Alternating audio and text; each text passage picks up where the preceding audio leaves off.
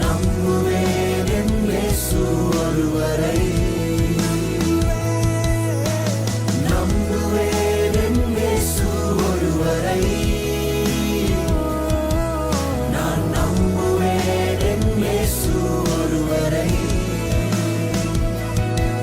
நான் நம்புவதற்கு ஒன்றும் இல்லை என்றாலும் நம்புவேன் என் இயேசு ஒருவரை.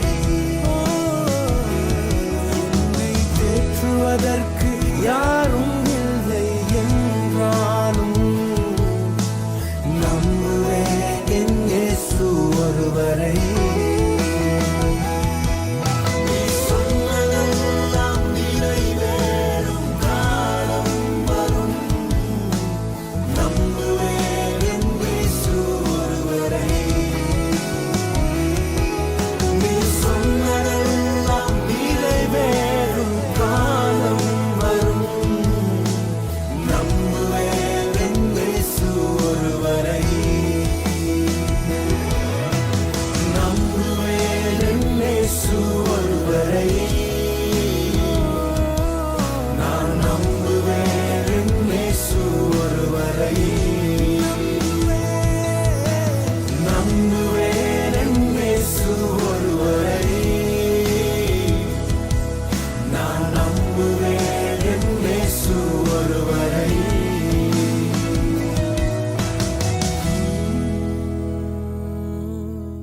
ஆண்டவரும் இரட்சகருமாகிய இறைமகன் இயேசு கிறிஸ்துவின் இணையற்ற நாமத்தில் யாவருக்கும் அன்பின் வாழ்த்துதல்களை கூறிக்கொள்ளுகின்றேன். பிரிவினைகளை தகர்ப்போம், கிறிஸ்துவின் அன்பில் ஒன்றிணைவோம். Let us destroy the divisions and be united in the love of Christ. Amen. அருமையான தேவனுடைய பிள்ளைகளே, நாம் ஒவ்வொருவருடைய வாழ்க்கையிலும் பல விதமான நேரங்களில் நான் இனி என்ன செய்வது என்று அறியாமல் நான் திகைத்து நிற்கக்கூடிய தருணங்கள் அநேகமாய் காணப்படுகின்றன. நான் எடுக்கக்கூடிய முயற்சிகள் எல்லாம் தோல்வியாக சென்று கொண்டிருக்கிறது என்ற பலவிதமான கேள்விகள் நமக்குள்ளாக எழும்போதுண்டு.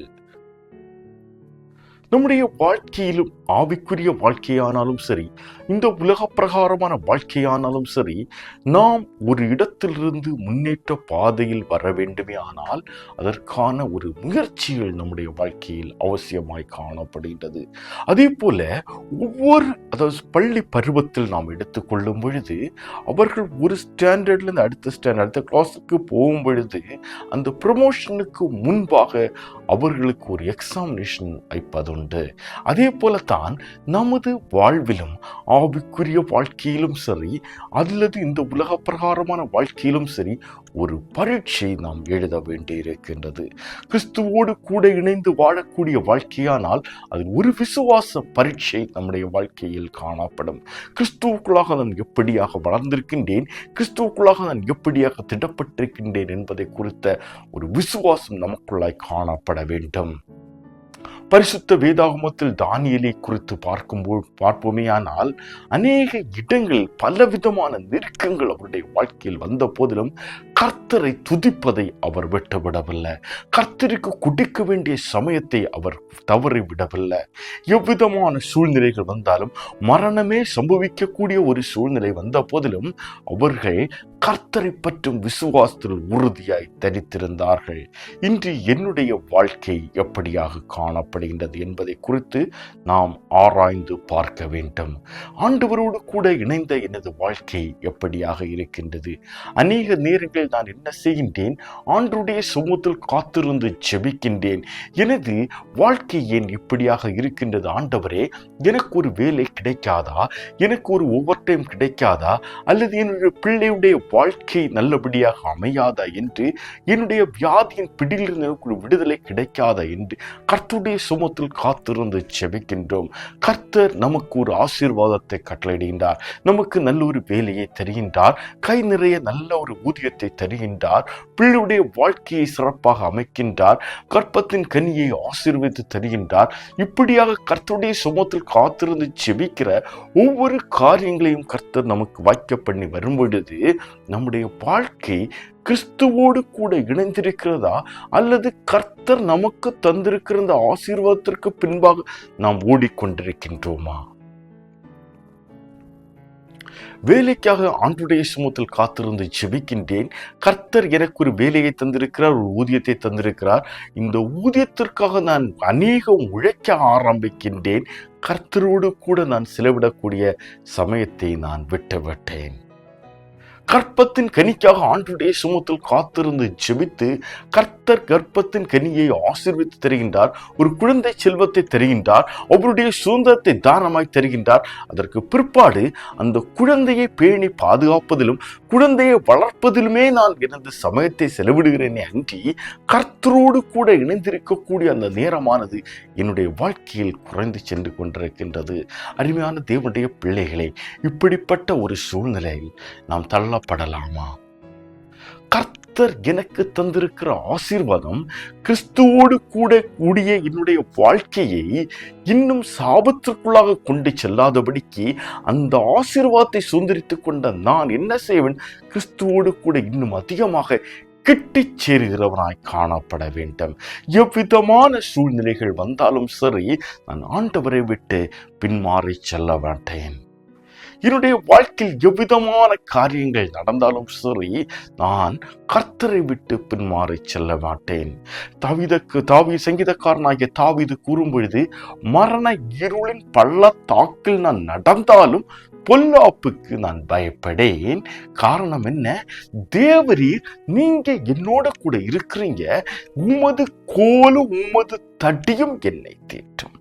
கர்த்தர் என்னை தேற்றி வழி நடத்த வல்லவராய் இருக்கிறபடியினால் என்னுடைய வாழ்வில் மரண இருள் வந்தாலும் நான் பயப்படுவதில்லை. இன்றைய வாழ்க்கையில் எவ்விதமான ஒரு பயம் காணப்படுகின்றது. அருமையான தேவனுடைய பிள்ளைகளே, தானியேலின் புத்தகம் 3ஆம் அதிகாரம் 17 முதல் 18 வரை உள்ள வேத பகுதியை நாம் படிக்க கேட்போம். தானியேலின் புத்தகம் 3ஆம் அதிகாரம் 17 மற்றும் 18 வசனங்கள்.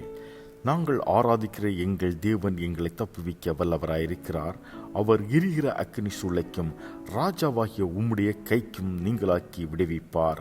விடுவிக்காமற் போனாலும் நாங்கள் உம்முடைய தேவர்களுக்கு ஆராதனை செய்வதுமில்லை, நீர் நிறுத்தின போர் சிலையை பணிந்து கொள்வதுமில்லை என்கிறது ராஜாவாகிய உமக்கு தெரிந்திருக்க கடவுது என்றார்கள். நம்முடைய வாழ்விலும் இது போன்ற பலவிதமான நெருக்கங்கள் மத்தியில் நாம் கடந்து செல்ல நேரிடலாம். ஜெபிக்க முடியாத ஒரு சூழ்நிலை காணப்படலாம். கர்த்தரை ஆராதிக்க முடியாத ஒரு சூழ்நிலை காணப்படலாம். சபையில் பங்கெடுக்க கூட முடியாத ஒரு சூழ்நிலைகள் காணப்படலாம். ஆனால் இங்கு அடிமைகளாக இருக்கிறார்கள் யாரெல்லாம்? சாத்ராக், மேஷாக், ஆபேத்நேகோ 3 பேரும். இவர்கள் பாபிலோனின் சிறையிருப்பின் காலத்தில் இவர்கள் அடிமைகளாக பிடித்து செல்லப்பட்டவர்கள். அந்த அடிமைகளாக இருக்கக்கூடிய தருணத்தில் தங்களை ஆளுகை செய்யக்கூடிய ராஜாவை எதிர்த்து நிற்கிறார்கள். நாங்கள் ஆராதிக்கிற தேவன் எங்களை விடுவிக்க வல்லவராயிருக்கிறார். எப்படி? நாங்கள் ஆராதிக்கிற தேவன் என்னை விடுவிக்க வல்லவராயிருக்கிறார். எப்படிப்பட்ட ஒரு விசுவாசம் என்று பாருங்கள். அவருடைய வாழ்க்கையில் வந்த அந்த விசுவாசத்தை அவர்கள் மேற்கொள்கிறார்கள். அவருடைய வாழ்க்கையில் வந்த அந்த பரீட்சையை அவர்கள் மேற்கொள்ளும் விதத்தை பாருங்கள். இன்று என்னுடைய வாழ்க்கையில் என்னுடைய சரீரத்தில் ஒரு வியாதி வந்து விட்டால் நான் கர்த்தரை குறித்து முறுமுறுக்கிறவனாய் காணப்படுகின்றேன். என்னுடைய வேலை இடங்களில் ஒரு பிரச்சனை வந்துவிட்டால் கர்த்தரை முறுமுறுக்கிறவனாய் காணப்படுகின்றேன். என்னுடைய பொருளாதாரத்தில் ஒரு பிரச்சனை வந்துவிட்டால் கர்த்தரை முறுமுறுக்கிறவனாய் காணப்படுகின்றேன். பிள்ளைகளுடைய வாழ்க்கையில் ஒரு பிரச்சனை வந்துவிட்டால் நான் கர்த்தரை முறுமுறுக்கிறவனாய் காணப்படுகின்றேன். என்னுடைய வாழ்க்கையில் அனுதினமும் நான் கர்த்தரை முறுமுறுக்கிறவனாகவே காணப்படுகின்றேன். கர்த்தர் எனக்கு தந்திருக்கிற ஆசீர்வாதங்களை சுதந்திரித்துக் கொண்ட நான் அந்த ஆசீர்வாதத்தை சுதந்திரித்துக் கொள்ளும் போது கர்த்தரை துதித்து விட்டு, எதனால் ஒரு பிரச்சனைகளோ சூழ்நிலைகளோ நெருக்கங்களோ வரும் பொழுது கர்த்தரை முறுமுறுக்கிறவனாக நான் மாறிவிட்டேன். அருமையான தேவனுடைய பிள்ளைகளே, இப்படி இருக்கக்கூடாது. நம்முடைய வாழ்க்கையின் நாம் மாற்றுகிறவர்களாய் காணப்பட வேண்டும். நம்முடைய வாயிலிருந்து புறப்படக்கூடிய வார்த்தைகள் விசுவாசத்தின் வார்த்தைகளாய் காணப்பட வேண்டும். கர்த்தரை மகிமைப்படுத்தக்கூடிய வார்த்தைகளாய் காணப்பட வேண்டும். அந்நிய ஜனங்கள் மத்தியில் கர்த்தரை துதித்து பாடுகிறவர்களாய் நாம் காணப்பட வேண்டும். நம்முடைய வாழ்க்கையில் எவ்விதமான சூழ்நிலைகள் வேண்டுமானாலும் வரலாம். மரணமே சம்பவிக்கக்கூடிய சூழ்நிலைகளாய் காணப்படலாம். ஆனால் கர்த்தரை பற்றி விசுவாசத்தை விட்டு விடாதிருங்கள். இவர்கள் சொல்லக்கூடிய துதியை பாருங்களேன். நாங்கள் ஆராதிக்கிற தேவன் எங்களை விடுவிக்க வல்லவராயிருக்க, அவர் எங்களை விடுவிக்க விட்டாலும் அவர் எங்களுக்கு தரலையா என்பதல்ல. கர்த்தரை பற்றும் விசுவாசத்தில் உறுதியோடு இருக்கிறார். அவர் என்னை விடுவித்தார், இல்லை விடுவிக்கவில்லை. என்னுடைய பொருளாதார சூழ்நிலையில் என்னை மீட்டு எடுத்தார், இல்லை என்னுடைய வியாதியின் பிடியிலிருந்து உனக்கு விடுதலையை தந்தார், இல்லை அதே வியாதியில் நான் காணும். அப்போஸ்தலர் பவுல் கூறும்போது என்னுடைய சரீரத்தில் ஒரு முள் கொடுக்கப்பட்டிருக்கிறது. நான் பலவீனப்படக்கூடிய நேரங்களில் தேவன் என்னை பலப்படுத்துகிறார். அப்படியாகத்தான் நம்மளை பலப்படுத்தும்படியாக, நாம் கிறிஸ்துவோடு கூட இணைந்திருக்கும்படியாக ஒரு சில காரியங்களை கர்த்தர் நம்முடைய வாழ்க்கையில் அனுமதிக்கின்றார். இங்கு இவர்களுடைய விசுவாசத்தை நாம் பார்க்கும் பொழுது, நீ நிறுத்துற இந்த சிலையை என்னால் வழங்க முடியாது, என்ன வேணாலும் செய். 25ஆம் வசனத்தை நாம் படிக்க கேட்போம். தானியேலின் புத்தகம் 3ஆம் அதிகாரம் 25ஆம் வசனம்.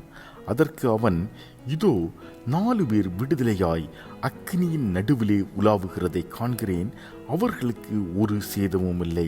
4ஆம் ஆளின் சாயல் தேவ புத்திரனுக்கு ஒப்பாயிருக்கிறது என்றான். இவர்களை அக்கினி சூளையில் போடும்படியாக கட்டி அழைத்து செல்கிறார்கள். இந்த அக்கினியானது 7 மடங்கு அதிகமாக சூடேற்றப்படுகின்றது. இவர்களை கொண்டு சென்றவர்களை அக்கினி பட்சித்து போட்டது. இவர்கள் 3 பேரை அக்கினி சூளைக்குள்ளாக போடுகிறாங்க. அவர்கள் கட்டப்பட்ட ஒரு சூழ்நிலை, அங்கு இங்கு ஓட முடியாத ஒரு சூழ்நிலை, எல்லா இடங்களிலும் நரக்கம். எப்படிப்பட்ட ஒரு சூழ்நிலை என்று பாருங்கள். அவர்களை கொண்டு சென்ற அந்த ஜனத்தை, அந்த கொண்டு சென்ற காவலர்களை அந்த அக்கினியானது பட்சித்து போட்டது. அப்படியானால் எப்படிப்பட்ட ஒரு அக்கினியாக காணப்படும், எப்படிப்பட்ட ஒரு நெருப்பாக அது காணப்பட்டிருக்கும், எப்படிப்பட்ட ஒரு சூடாக அது காணப்பட்டிருக்கும், எப்படிப்பட்ட ஒரு நெருக்கமான ஒரு சூழ்நிலையாக காணப்பட்டிருக்கும். ஆனால் அவர்கள் தோற்று போகவில்லை. அவர்களுடைய விசுவாசத்தை அவர்கள் ஜெயிக்கிறவர்களாய் காணப்பட்டார்கள். அவர்களுடைய கட்டுகள் முதலாவது நொறுக்கப்படுகின்றது. அது மட்டுமல்ல, அவர்கள் நடக்கும் பொழுது அந்த அக்கினி சூளைக்குள்ளாக கட்டி தூக்கி போடப்பட்டவர்களின் கட்டுகள் முதலாவது அறுக்கப்படுகின்றது. அவர்கள் சூளைக்குள்ளாக நடந்து கொண்டிருக்கிறார்கள். அவர்களோடு கூட ஒரு தேவ மனிதன் நடந்து கொண்டிருக்கின்றான். அவர்களை பாதுகாக்கும்படியாக தேவ மனிதன் நடந்து கொண்டிருக்கிறான். இதை அந்நிய ஜனங்கள் காண்கிறார்கள். அருமையான தேவனுடைய பிள்ளைகளை, கர்த்தருடைய நாமத்தை மையப்படுத்தும்படியாக கர்த்தர் உன்னுடைய வாழ்க்கையில் ஒரு விசுவாசத்தின் பரீட்சையை வைப்பார். ஆனால் உன்னுடைய பரீட்சையில் நீ வெற்றி பெற முடியுமா? அல்லது தோற்றிய ஆண்டவரை தூஷிக்கக்கூடிய அல்லது முறுமுறுக்கக்கூடிய ஒரு சூழ்நிலைக்குள்ளாக நீ வாழ்ந்து கொண்டிருக்கின்றாயா? உன்னுடைய விசுவாசம் எப்படிப்பட்டது? ஆண்டவராகிய இயேசு கிறிஸ்துவை சொந்த இரட்சகராக ஏற்றுக்கொண்டேன். அனுதினமும் ஜெப ஆலயங்களுக்கு சென்று கர்த்தரை துதிக்கின்றேன், பாடுகின்றேன். முன் பந்தியில் இருந்து கைகளை கொட்டி அரவண ஆர்ப்பரிப்போடு ஆண்டவரை துதித்து பாடுகின்றேன். நான் வெள்ளை சீருடைகளை அணிந்திருக்கின்றேன். கர்த்தருக்கென்று என்னுடைய இந்த அணிகலன்களை ரிமூவ் பண்ணிவிட்ட, மீச தாடியெல்லாம் எடுத்து விட்ட நான் இப்படியான விழிப்புறமான அலங்காரத்தோடு நாம் வாழ்வதல்ல. கர்த்தரை பற்றும் விசுவாசம் என்னுடைய வாழ்க்கையில் வெளிப்படுகிறவர்களாய் காணப்பட வேண்டும். கிரியை இல்லாத விசுவாசம் செத்ததாய் காணப்படுகின்றது. அந்த செத்து போன விசுவாசத்தை போல அல்லாதபடிக்கு என்னுடைய விசுவாசம் கிரியை உள்ளதாய் காணப்பட வேண்டும். இங்கு சாத்ராக், மேஷாக், ஆபேத்நேகோவை எரிகிற அக்கினி சூளையில் போட்ட பொழுது முதலாவது அவர்களிடம் இருந்த கட்டுகள் நொறுக்கப்பட்டன. அனைத்து விதமான கட்டு, அவர்களை கைகள் கால்களை கட்டியிருந்த அனைத்து கட்டுகளும் நொறுக்கப்பட்டது. அனைத்து கட்டுகளையும் அந்த அக்கினி பட்சித்து போட்டது. பரிபூர்ணமான ஒரு விடுதலையை அவர்கள் பெற்றுக் கொள்கிறார்கள். அக்கினியின் நடுவில் அவர்களை சேதப்படுத்தாதபடிக்கு தேவ மனிதன் அவர்களோடு கூட இருந்து நடந்து கொண்டிருக்கின்றான். அருமையான தேவனுடைய பிள்ளைகளை இதை அந்நிய ஜனங்கள் காண்கின்றார்கள். அந்த ராஜா, பாபிலோன் ராஜா பார்க்கின்றான். அருமையான தேவனுடைய பிள்ளைகளை, எப்படிப்பட்ட ஒரு விசுவாசம் என்று பாருங்கள். அந்த விசுவாசத்தினால் அந்நிய ஜனங்கள் கர்த்தரை துதிக்கிறார்கள். இப்படிப்பட்ட ஒரு விசுவாச வாழ்க்கை என்னுடைய வாழ்க்கையில் காணப்படுகின்றதா? ஓகே, இது பழைய ஏற்பாட்டின் காலகட்டங்களில் அன்னைக்கு விதமான அற்புதங்கள் நடந்தது என்று கூறலாம். புதிய ஏற்பாட்டின் காலகட்டத்தை நாம் பார்ப்போமே, ஆனால் அப்போஸ்தலனாகிய பவுலுடைய வாழ்க்கையில் அவர் அநேக நேரங்களில் பல விதமான சூழ்நிலைகளுக்குள்ளாக கடந்து சென்றிருக்கின்றார். அநேக நேரங்களில் கப்பற் சேதங்களுக்குள்ளாக அவர் கடந்து சென்ற நேரிட்டது. அநேக அடிகள் அடிக்கப்பட்டு சிறைச்சாலையில் கட்டி வைக்கக்கூடிய ஒரு சூழ்நிலைகள் காணப்பட்டன. இப்படிப்பட்ட எவ்விதமான சூழ்நிலைகள் மத்தியிலும் அவர் சோர்ந்து போகவில்லை. கர்த்தர் தனக்கு தந்திருக்கிற வேலை எதுவாய் இருந்தாலும் அதை ஆவியோடு உண்மையோடு உக்கிரானத்தோடும் மனமகிழ்ச்சியோடும் செய்கிறவர்களாய் நாம் காணப்பட வேண்டும். கர்த்தர் அவருக்கு உகந்த ஒரு பாத்திரமாக அவர் நம்மளிருந்து கிரியை செய்யும்படியாக அவருடைய பரிசுத்த இரத்தத்தை சிந்தி என்னை மீட்டெடுத்திருக்கின்றார். ஆகவே நான் அவருடைய கரங்கள் அடங்கியிருந்து கர்த்தருடைய கிரியை என்னிருந்து வெளிப்படும்படியாக என்னுடைய வாழ்க்கையை நான் மாற்றி அமைக்கிறவனாய் காணப்பட வேண்டும். அப்போஸ்தலனாகிய பவுலை குறித்து நாம் பார்க்க வேண்டுமேயானால் அப்போஸ்தலர் புத்தகம் 16ஆம் அதிகாரம் 23 முதல் 26 வரை உள்ள வேத பகுதியை நாம் படிக்க கேட்போம். அப்போஸ்தலர் புத்தகம் 16ஆம் அதிகாரம் 23 முதல் 26 வரை உள்ள வசனங்கள்.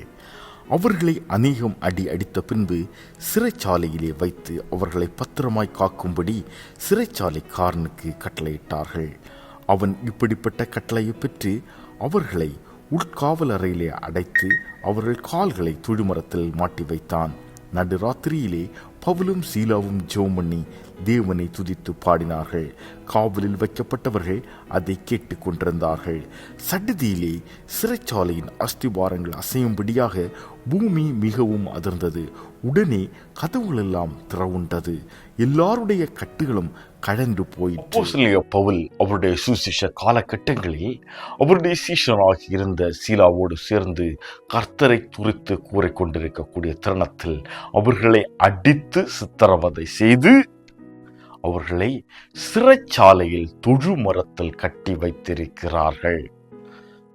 இந்த தொழுமரத்தில் கட்டப்பட்ட ஒரு சூழ்நிலை, சரீரம் முழுவதும் இரத்தம் சொட்டக்கூடிய ஒரு சூழ்நிலை, சரீரம் முழுவதும் அவர்களால் அடித்து நொறுக்கப்பட்ட ஒரு வலியான ஒரு தருணம். அது மிகவும் சோர்ந்து போன ஒரு சூழ்நிலை. அவர்கள், ஆண்டவரே, உம்முடைய வார்த்தைகளைத்தானே நான் போதித்துக் கொண்டிருந்தேன், உம்முடைய வார்த்தைகளைத்தானே நான் ஜனங்களுக்கு அறிவித்துக் கொண்டிருந்தேன், இவர்கள் என்னை இப்படியாக துன்புறுத்துகிறார்களே என்று அவர்கள் முறுமுறுக்கவில்லை. ஆண்டவரே, உம்முடைய இரத்தத்தால் என்னை மீட்டெடுத்திருக்கிறீங்களே, நான் உங்களை இன்னும் பற்றி விசுவாசத்தில் தானே வாழ்ந்து கொண்டிருக்கின்றேன், பிறகு எனக்கு ஏன் என்னுடைய வாழ்க்கையில் இப்படிப்பட்ட ஒரு சூழ்நிலை என்று அவர்கள் முறுமுறுக்கவில்லை. அவர்கள் செய்த காரியம், அந்த சிறைச்சாலையில் தொழுமரத்தில் கட்டப்பட்ட ஒரு சூழ்நிலையில், சரீரம் முழுவதும் ரண வேதனையோடு காணப்படக்கூடிய அந்த சூழ்நிலையில் கர்த்தரை துதித்து பாடுகிறார்கள். கர்த்தரை துதிக்க துதிக்க அந்த இடத்தில் அஸ்திபாரங்கள் அதிராகின்றது. தெய்வீக வல்லமை இறங்குகின்றது. அவர்கள் கட்டுகள் நொறுக்கப்படுகின்றன. ஒரு விடுதலை அந்த இடத்தில் வருகின்றது. அருமையான தேவனுடைய பிள்ளைகளை, கர்த்தரால் தெரிந்து கொள்ளப்பட்ட அவருடைய பரிசுத்த ஜனமே, உன்னுடைய வாழ்வில் காணப்படக்கூடிய கட்டுகள் நொறுக்கப்பட வேண்டுமா? உன்னுடைய வாழ்வில் காணப்படக்கூடிய பிசாசின் போராட்டத்திலிருந்து உனக்கு ஒரு விடுதலை வேண்டுமா? உன்னுடைய வாழ்வில் காணப்படக்கூடிய மாம்சிய கட்டுகளிலிருந்து உனக்கு ஒரு விடுதலை வேண்டுமா? உன்னுடைய வாழ்வில் காணப்படக்கூடிய பொருளாதார நெருக்கங்களிலிருந்து ஒரு விடுதலை வேண்டுமா? உன்னுடைய பிள்ளையுடைய வாழ்க்கை சீராக அமைய வேண்டுமா? உன்னுடைய வாழ்க்கையில் காணப்படக்கூடிய வியாதியின் பிடியிலிருந்து உனக்கு ஒரு விடுதலை வேண்டுமா? பிசாசின் போராட்டங்களிலிருந்து ஒரு விடுதலை வேண்டுமா? முதலாவது கர்த்தரை துதிக்க கற்றுக்கொள். சூழ்நிலைகள் எதுவாக வேண்டுமானாலும் காணப்படலாம். உனக்கு எதிரான ஒரு சூழ்நிலை வரும்பொழுது முதலாவது என்ன செய்ய வேண்டும்? கர்த்தரை துதிக்கிறவனாக காணப்பட வேண்டும். அந்த சூழ்நிலைகளை மேற்கொள்ளக்கூடிய விசேஷித்த ஞானத்தை கர்த்தர் உனக்கு தருவார். கர்த்தர் தாமே உன்னோடு கூட இருந்து அந்த கட்டுகிறது உன்னை விடுவிப்பார்.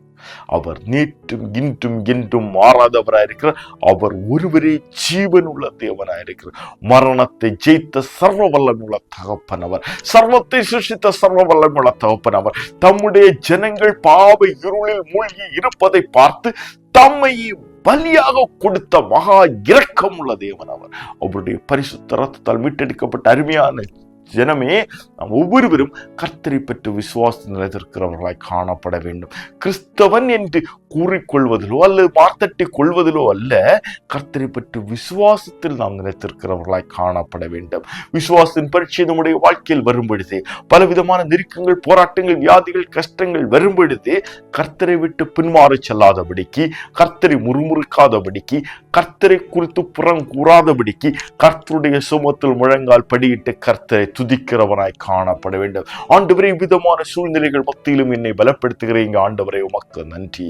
எல்லா தேவைகளையும் சந்தித்து உயர்த்துகிறீங்க ஆண்டவரே, உமக்கு நன்றி ஆண்டவரே என்று கர்த்தரை துதிக்கும் பொழுது, இந்த துதித்து ஆண்டவருடைய சுமத்தில் துதி எத்தும் பொழுது உங்களை சுற்றிலும் காணப்படக்கூடிய அனைத்து கட்டுகளும் நொறுக்கப்படும். உங்களை சுற்றிலும் காணப்பட்டு கொண்ட பிசாசின் போராட்டின் ஒரு விடுதலை உங்களுடைய வாழ்க்கையில் காணப்படும். இங்கு பவுலும் சீலாவும் கர்த்தரை துதிக்க அவருடைய சிரத்தில் இருந்த கட்டுகள் அனைத்து நொறுக்கப்படுகின்றன. அருமையான தேவனுடைய பிள்ளைகளே, கர்த்தரால் தெரிந்து கொள்ளப்பட்ட அவருடைய பரிசுத்த ஜனமே, கர்த்தர் நேற்றும் மாறாதவர், இன்றும் மாறாதவர். அவர் இன்றும் ஜீவனுள்ள தேவனாயிருக்கிறார். இன்று உன்னுடைய வாழ்க்கையில் ஒரு அற்புதத்தை கட்டளையிட அவர் வாஞ்சையாயிருக்கிறார். ஆண்டுடைய சுமத்தில் ஒப்பு கொடுப்பாயா? உன்னை தாழ்த்தி ஆண்டவருடைய சுமத்தில் ஒப்பு கொடுப்பாயா? நீ எவ்விதமான சூழ்நிலைகள் மத்தியில் வேண்டுமானாலும் காணப்படலாம். வியாதியின் பிடியில் அகப்பட்டிருக்கலாம், மரண படுக்கையில் நீ காணப்படலாம், பொருளாதாரத்தில் சீர்குலைந்து காணப்படலாம், பிள்ளைகளுடைய எதிர்காலத்தை குறித்ததான பாரத்தோடு காணப்படலாம், தன்னுடைய குடும்ப வாழ்க்கையை குறித்ததான பாரத்தோடு காணப்படலாம். எவ்விதமான சூழ்நிலைகளாக இருந்தாலும் சரி, சோர்ந்து போகாதே. கர்த்தரை பற்றி விசுவாசத்தில் அவரோடு கூட இணைந்திரு. கர்த்தர் உன்னை விடுவிக்க வல்லவராயிருக்கிறார். கண்களை மூடி ஆண்டவருடைய சுமத்தில் ஒப்பு கொடுப்போமா? எங்களை அன்பாய் நேசித்த இடத்தில் எங்கள் அன்பின் பரம தகப்பனே, உம்மை நன்றியுள்ள இருதயத்தோடு துதிக்கிறோம், தோத்திரிக்கிறோம் அப்பா.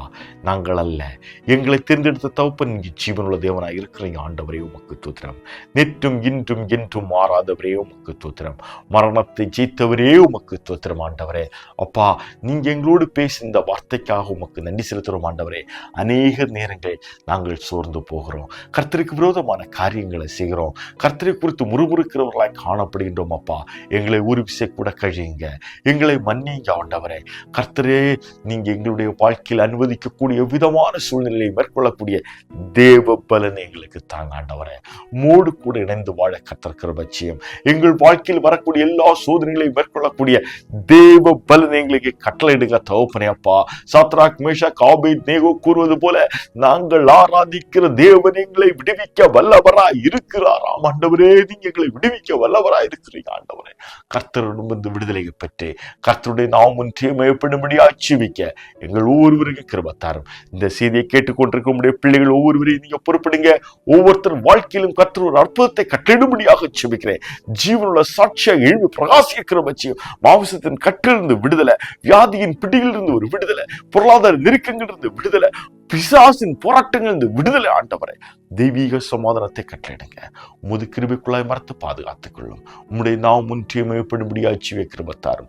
முற்றுமாக தாழ்த்தி உம்முடைய கரங்களில் ஒப்படைக்கிறேன். மீட்பெரும் ரட்சகருமாய் இயேசு கிறிஸ்துவின் ரத்தஞ்சயம், இயேசு கிறிஸ்துவின் ரத்தஞ்சயம், இயேசு கிறிஸ்துவின் ரத்தஞ்சயம், இயேசு கிறிஸ்துவின் மூலம் பிதாவே, ஆமன். என் ஆத்துமாவே கர்த்தரை தோத்திரி, என் முழு உள்ளவனுடைய பரிசுத்த நாமத்தை தோத்திரி. என் ஆத்துமாவே கர்த்தரை தோத்திரி, அவர் செய்த சகல உபகாரங்களையும் மறவாதே. ஆமன். ஆசீர்வாதம் பிதா, குமாரன், பரிசுத்த ஆவியானுடைய கிருபையும் அன்பும் சமாதானமும் இன்றும் என்றும் சதா காலங்களிலும் நாம் அனைவரோடும் கூட இருப்பதாக. ஆண்டவராகிய இயேசு கிறிஸ்து தாமே கர்த்தரை பற்றி விசுவாசம் நிலைநிற்க செய்து அவர் நமக்கு வைத்திருக்கிற ஆசீர்வாதத்தின் வழியில் நம் ஒவ்வொருவரையும் பாதுகாத்து வழி நடத்துவாராக. ஆமன். இந்த செய்தி உங்களுடைய வாழ்க்கையில் பிரயோஜனமாக இருக்கும் என்று நீங்கள் கருதினால் உங்கள் நண்பர்களுக்கும் பகிருங்கள். அவர்களும் கர்த்தரை பற்றும் விசுவாசத்தில் நின்று கர்த்தருக்கென்று தங்களை ஆதாயப்படுத்திக் கொள்ளட்டும்.